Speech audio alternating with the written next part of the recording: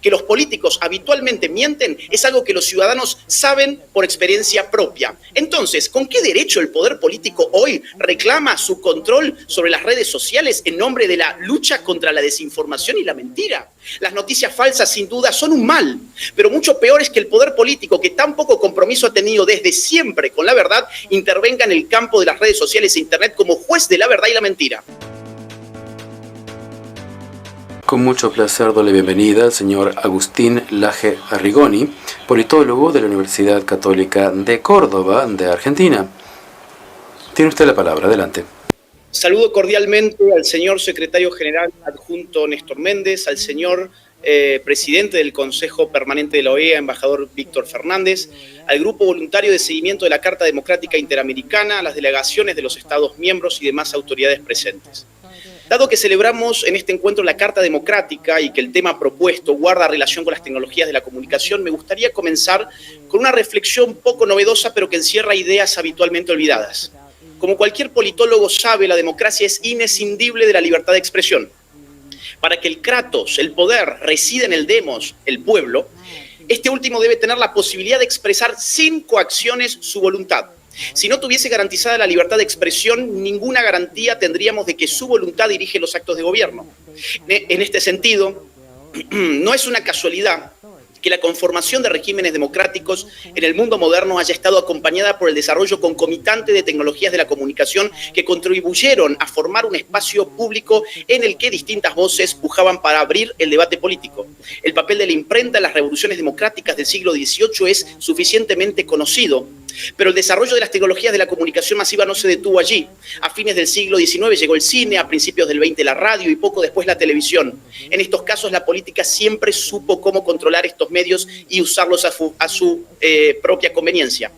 La índole de estas tecnologías facilitaba el control, puesto que la masividad estaba del lado de los receptores, pero no de los productores y difusores de información, que continuaban configurando una élite muy reducida y por lo tanto fácil de cooptar. Pero esto empezó a cambiar hacia fines del siglo XX cuando comenzamos a conocer de una herramienta llamada Internet. Esta tecnología prometía masificar no solo al público receptor, sino también al emisor. Esta potencia democratizadora, totalmente inédita en el dominio de las tecnologías de la comunicación, termina de coagular en las redes sociales de nuestro siglo XXI.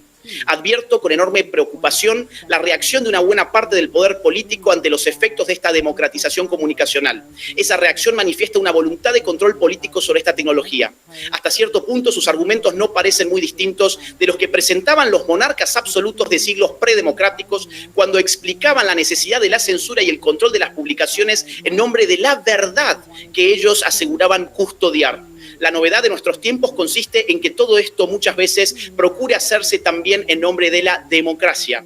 Dicho en breve, que el poder político incremente su control sobre las tecnologías de la comunicación sería esta vez una necesidad democrática, vaya curiosidad. No deja de ser sorprendente que la política se postule como custodio y garante de la verdad.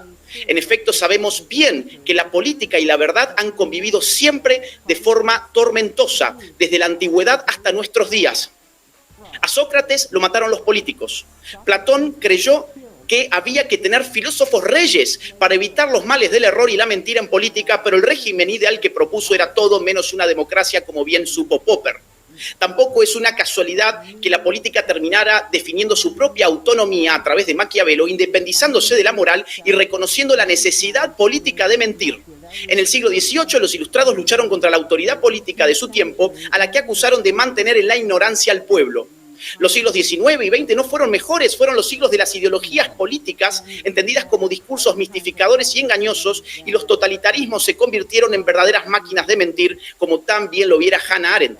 Por cierto, esta última siempre le llamó la atención que la sinceridad jamás hubiera sido en Occidente considerada una virtud política.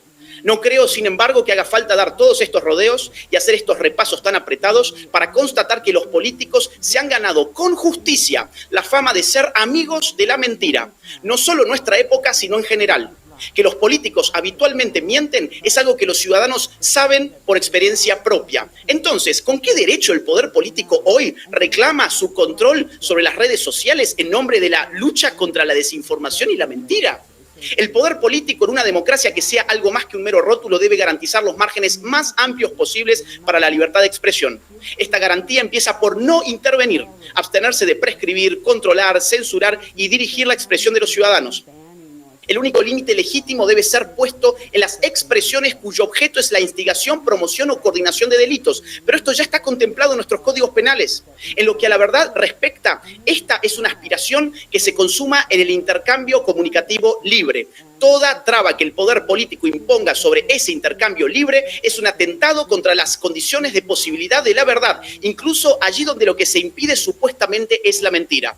Quien vio esto de manera magistral fue John Stuart Mill, quien aseveró que toda censura implicaba robarle a la humanidad, porque si lo que se censuraba era cierto, la humanidad perdía en efecto una verdad, y si lo que se censuraba era falso, la humanidad perdía una oportunidad para reafirmar la verdad en su choque con el error.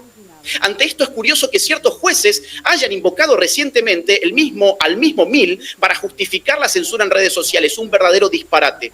Las noticias falsas, sin duda, son un mal, pero mucho peor es que el poder político, que tan poco compromiso ha tenido desde siempre con la verdad, intervenga en el campo de las redes sociales e Internet como juez de la verdad y la mentira. Este daño no es hipotético ni potencial, sino tremendamente actual. Acabamos de escuchar a Mark Zuckerberg decir que cierto país le obligó a censurar la libertad de expresión durante la pandemia, no para promover verdades, sino mentiras. También hemos escuchado recientemente a Elon Musk denunciar a cierto organismo internacional que le habría chantajeado para que en la red social X se censuren perfiles por motivos políticos. Ni qué decir de países de nuestra región que actualmente han dejado a sus usuarios sin acceso a redes sociales. La libertad de expresión es un derecho humano reconocido en el artículo 19 de la Declaración Universal y el 13 de la Convención Americana. Ambas redacciones son muy claras y establecen los más amplios márgenes de libertad de expresión para los seres humanos. Además de las noticias falsas, el otro argumento que suele usarse a través del poder de la política para socavar la libertad en las redes es lo que ellos llaman discurso de odio. Este término se está convirtiendo en una brillante coartada para demonizar y silenciar cualquier tipo de opinión que no agrade a quienes poseen los medios para, como diría Michel Foucault, ordenar el discurso. En este caso, la coerción penetra hasta el ámbito de los sentimientos. Usted odia. Si usted dice eso, solo puede ser porque usted odia. Y porque nosotros decretamos que usted odia, nosotros reivindicamos nuestro derecho a hacerle cerrar su boca a la fuerza. Vaya muestra de amor. Vaya en realidad nivel de arrogancia el de quien se convierte en juez de algo tan impenetrable como el sentimiento ajeno.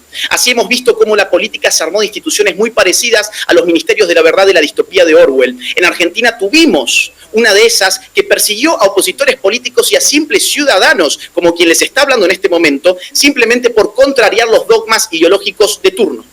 Permítanme brindarles un ejemplo. Si un ciudadano afirma que no cree que la autopercepción determine en ningún sentido la identidad sexual de una persona, ese ciudadano se convierte automáticamente en un promotor de discursos de odio y debe ser censurado y hasta reeducado por los nuevos ministros de la verdad y del amor. Este ejemplo no es hipotético, lamentablemente es real. Por decir esto, yo no solo fui perseguido años atrás por un organismo del Estado argentino, sino que también mis cuentas de redes sociales fueron bloqueadas y terminé en una lista negra promovida por Naciones Unidas.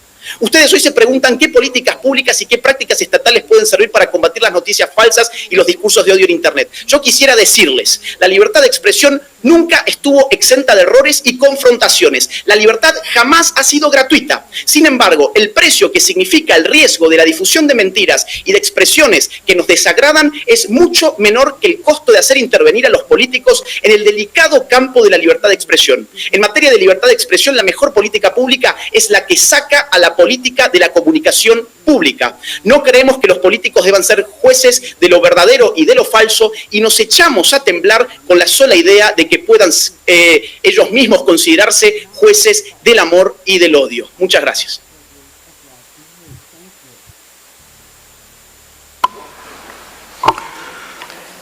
Thank you. Muchas gracias al señor Laje Arrigoni por su presentación.